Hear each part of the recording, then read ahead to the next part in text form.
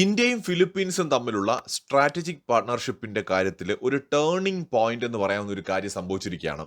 ഇന്ത്യയും ഫിലിപ്പീൻസും ചേർന്ന് ആദ്യമായിട്ട് ഒരു ജോയിന്റ് പെട്രോൾ ഇപ്പോൾ നടത്തുകയാണ്. എവിടാണെന്നല്ലേ? അങ്ങ് സൗത്ത് ചൈന കടലിൽ. അതും ഈ ചൈനയും ഫിലിപ്പീൻസും തമ്മിൽ തർക്കം നിലനിൽക്കുന്ന അതേ ഏരിയയിൽ തന്നെയാണ് ഇന്ത്യയും അതുപോലെ ഫിലിപ്പീൻസും ഒന്നിച്ചുകൊണ്ടുള്ള ആദ്യത്തെ ജോയിന്റ് പെട്രോൾ നടന്നുകൊണ്ടിരിക്കുന്നത്. ഓഗസ്റ്റ് 3-ന് ഈ ഫിലിപ്പീൻസിന്റെ നേവി ഷിപ്പുകളും ഇന്ത്യയുടെ 3 വാർഷിപ്പുകളും ചേർന്നുകൊണ്ടാണ് ഇതിന് തുടക്കമിട്ടത്. ഇതില് ഗൈഡഡ് മിസൈൽ ഡിസ്ട്രോയർ അടക്കമുണ്ട്. INS ഡൽഹി അടക്കം ഇതിൽ ഉൾപ്പെടുന്നുണ്ട്. ഇന്ത്യ ഫിലിപ്പൈൻസ് റിലേഷൻ ഒരു ഹൈ ലെവലിലേക്ക് ഉയരുന്നു എന്നുള്ളതാണ് ഇത് സൂചിപ്പിക്കുന്നത്. അപ്പോൾ ഇതേ സമയത്ത് തന്നെ ഇൻട്രസ്റ്റിംഗ് ആയിട്ടുള്ള ഒരു കാര്യം എന്ന് പറയുന്നത് ഫിലിപ്പീൻസിന്റെ പ്രസിഡന്റ് ഇന്ത്യയിലേക്ക് എത്തിയിരിക്കുകയാണ്. ഇത് വളരെ അപൂർവമായിട്ട് നടക്കുന്ന ഒരു കാര്യമാണ്. മാത്രമല്ല, ഇന്ത്യയെ ഒരു വാല്യൂഡ് ഫ്രണ്ട് എന്നാണ് ഫിലിപ്പീൻസിന്റെ പ്രസിഡന്റ് വിശേഷിപ്പിച്ചിരിക്കുന്നത്. അതായത് ഇന്ത്യയും ഫിലിപ്പീൻസും തമ്മിലുള്ള ഒരു റിലേഷൻ വളരെ ശക്തമായിട്ടുള്ള ഡിഫൻസ് പാർട്ണർഷിപ്പിലേക്ക് കടക്കുകയാണ്. ഈ ഘട്ടത്തിലാണ് അദ്ദേഹത്തിന്റെ ഇന്ത്യ സന്ദർശനം. ഇന്ത്യയുമായിട്ട് കൂടുതൽ ആയുധ ഇടപാടുകൾ ഉണ്ടാവാനുള്ള സാധ്യതയുമുണ്ട്. അദ്ദേഹത്തിന്റെ സന്ദർശനത്തിനെ തുടർന്ന് ആകാശ് മിസൈലുകളും ബ്രഹ്മോസ് അടക്കമുള്ള കൂടുതൽ ആയുധങ്ങൾ ഫിലിപ്പീൻസ് ഇന്ത്യയിൽ നിന്ന് വാങ്ങാൻ സാധ്യത കാണുന്നുണ്ട്. ഞാൻ ഈ വീഡിയോ റെക്കോർഡ് ചെയ്യുന്നത് വരെ അത്തരത്തിലുള്ള യാതൊരു അപ്ഡേറ്റും വന്നിട്ടില്ല. പക്ഷേ അദ്ദേഹം 4 ദിവസം ഇന്ത്യയിൽ ഉണ്ടാവുമെന്നാണ് സൂചന. അങ്ങനെയെങ്കിൽ ഇത് സംബന്ധിക്കുന്ന കൂടുതൽ വാർത്തകൾ നമുക്ക് വൈകാതെ തന്നെ കേൾക്കാൻ കഴിയും. ഏതാണ്ട് ഓഗസ്റ്റ് 4 മുതൽ ഓഗസ്റ്റ് 5 വരെ അദ്ദേഹം ഇന്ത്യയിൽ ഉണ്ടാകുമെന്നാണ് സൂചന.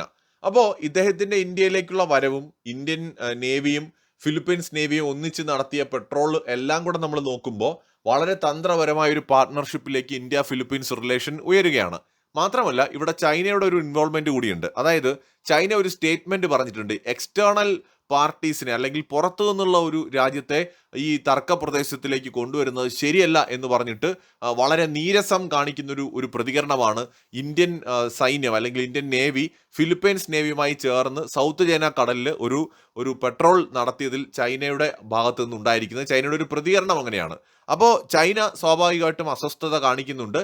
ഇന്ത്യയും ഫിലിപ്പീൻസും തമ്മിലുള്ള ബന്ധം കൂടുതൽ ശക്തമാവുമ്പോൾ കൂടുതൽ ആയുധങ്ങളും മറ്റുമൊക്കെ ഇന്ത്യ ഫിലിപ്പീൻസിന് കൊടുക്കുകയാണെങ്കിൽ ചൈനയെ നേരിടാൻ കൂടുതൽ ശക്തമായിട്ട് ഫിലിപ്പീൻസിന് നിൽക്കാനായിട്ട് കഴിയും. മുൻകാലങ്ങളിൽ ഇന്ത്യയുടെ അയൽ രാജ്യങ്ങളിൽ ആയുധങ്ങൾ സപ്ലൈ ചെയ്തുകൊണ്ട് ഇന്ത്യയുടെ അയൽ രാജ്യങ്ങളുമായിട്ട് ചേർന്നുകൊണ്ട് ഇന്ത്യക്കെതിരെ കളിക്കാനായിട്ട് ചൈന വലിയ ശ്രമം നടത്തിയിട്ടുണ്ട്. ഇപ്പോഴും ചൈന അത് ചെയ്യുന്നുണ്ട്. നേപ്പാളുമായിട്ട് ബന്ധമുണ്ടാക്കിയും പാകിസ്ഥാനുമായി ബന്ധമുണ്ടാക്കിയും ബംഗ്ലാദേശുമായിട്ട് ബന്ധമുണ്ടാക്കിയും ഒക്കെ ഇന്ത്യക്കെതിരായിട്ട് പല കളികളും കളിക്കാൻ ചൈന ശ്രമിക്കുന്നുണ്ട്. എന്നാൽ നാളിതുവരെ നേരത്തെയൊക്കെ ഇന്ത്യ ആ തരത്തിൽ ചൈനയെ കൗണ്ടർ ചെയ്തിരുന്നില്ല എങ്കിൽ ഇന്നിപ്പോൾ ഇന്ത്യ അതേ തന്ത്രം ചൈനയ്ക്കെതിരെയും പയറ്റുകയാണ്. ചൈനയുമായിട്ട് പ്രശ്നമുള്ള രാജ്യങ്ങളുമായിട്ട് നമ്മൾ സഹകരിക്കുകയാണ്.